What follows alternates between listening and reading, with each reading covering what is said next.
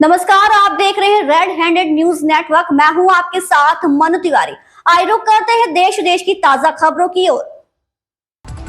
Hindi cinema में किसी film की रिलीज के एक दिन पहले कैंसिल हुई हो ऐसा कम ही सुनाई देता है, लेकिन बॉक्स ऑफिस पर लगातार फ्लॉप फिल्मों से जूझते रहे अभिनेता राजकुमार राव की नई फिल्म भूल चूक माफ अब सिनेमाघरों में रिलीज नहीं होगी। इसके निर्माताओं ने फिल्म को अगले शुक्रवार सीधे OTT पर रिलीज करने का फैसला किया है। फिल्म के प्रेस शो आज दिल्ली और मुंबई में दोपहर बाद होने थे।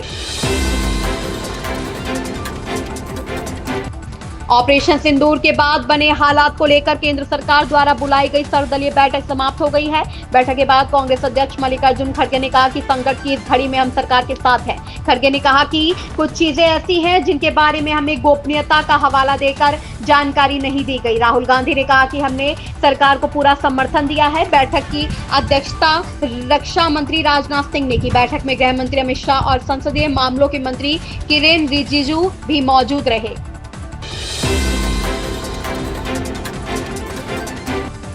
पाकिस्तान के झूठ की एक बार फिर पूरी दुनिया के सामने पोल खुल गई है। दरअसल पाकिस्तान का दावा है कि ऑपरेशन सिंदूर के दौरान उसने भारत के 5 लड़ाकू विमान मार गिराए हैं। हालांकि पाकिस्तान का यह दावा पूरी तरह झूठ है और एक विदेशी मीडिया के साथ पाकिस्तानी रक्षा मंत्री ख्वाजा आसिफ की बातचीत से भी पाकिस्तान का यह झूठ पूरी दुनिया के सामने आ गया। दरअसल एंकर ने जब ख्वाजा आसिफ से लड़ाकू विमान गिराने के सबूत मांगे तो पाकिस्तानी रक्षा मंत्री बगल झांकने लगे और कोई संतोषजनक जवाब नहीं दे पाए।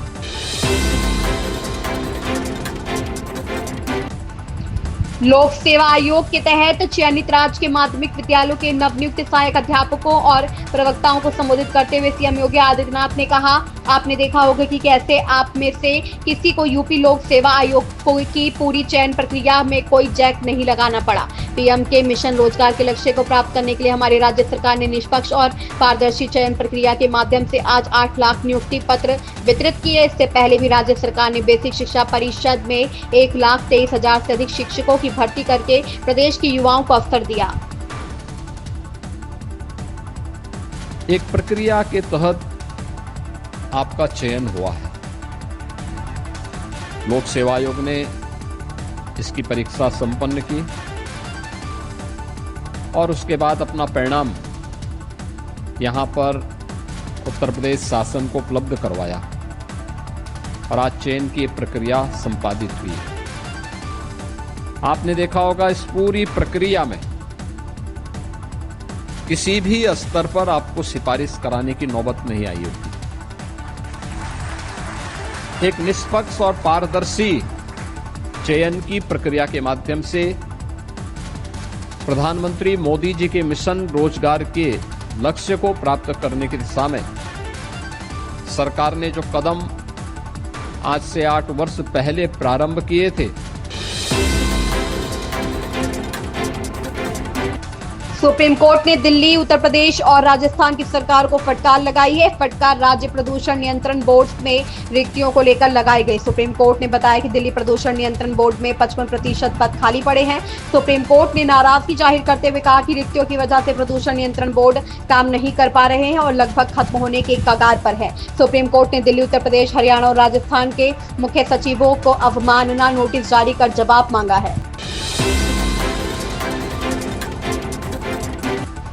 पूर्व राजनयिक और पाकिस्तान में भारत के पूर्व उच्चायुक्त जी पार्थ सारथी ने कहा कि पहलगाम हमले के खिलाफ सेना का ऑपरेशन सिंदूर सबसे घातक जवाब है। ऑपरेशन सिंदूर के जरिए भारत ने पाकिस्तान को साफ और सख्त संदेश दिया है कि अब बहुत हो गया, आप मारते रहेंगे और हम पहले की तरह सहते रहेंगे का युग अब खत्म हो गया।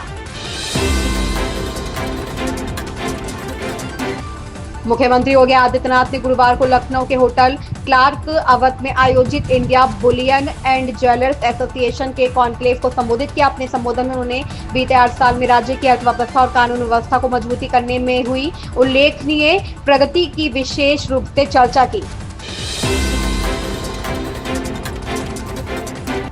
वायु प्रदूषण से निपटने के लिए दिल्ली में अब वैज्ञानिक तकनीक से बारिश कराई जाएगी। बुधवार को दिल्ली कैबिनेट ने इस पर बड़ा फैसला लिया। सीएम रेखा गुप्ता की अध्यक्षता में हुई बैठक में दिल्ली कैबिनेट ने दिल्ली एनसीआर के लिए क्लाउड सीडिंग ट्रायल और मूल्यांकन प्रस्ताव के लिए मंजूरी दी है। इस परियोजना के जरिए राजधानी में बढ़ते वायु प्रदूषण और कम बारिश से प्रभावी ढंग से निपटना आसान होगा। आतंकी ठिकानों पर एयर स्ट्राइक के बाद हिमाचल प्रदेश के साथ लगते तिब्बत बॉर्डर से लेकर जम्मू कश्मीर पंजाब से तटीय प्रदेश की सीमाओं पर सुरक्षा बढ़ा दी गई है। राज्य के प्रमुख बिजली प्रोजेक्टों, बांधों, पर्यटन स्थलों, भीड़ वाले इलाकों, खास तौर पर प्रमुख मंदिरों की सुरक्षा भी कड़ी कर दी है।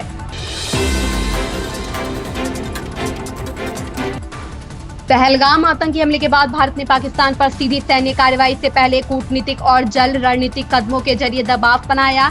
इसके बाद अचानक एयर स्ट्राइक कर पीओके में 9 आतंकी ठिकानों को नष्ट कर दिया। फिर अचानक हमला कर पाकिस्तान व पीओके में 9 आतंकी ठिकानों पर धावा बोलकर न सिर्फ शौर्य दिखाया बल्कि कूटनीति से पड़ोसी को चित भी कर दिया। पहलगाम हमले के अगले दिन भारत ने सिंधु जल संधि को स्थगित किया। इन खबरों में बस इतना ही। बने रहिए रेड हैंडेड न्यूज नेटवर्क के साथ। अगर आपको हमारा ये वीडियो पसंद आया हो तो हमारे चैनल को सब्सक्राइब, लाइक और शेयर करना बिल्कुल ना भूलें।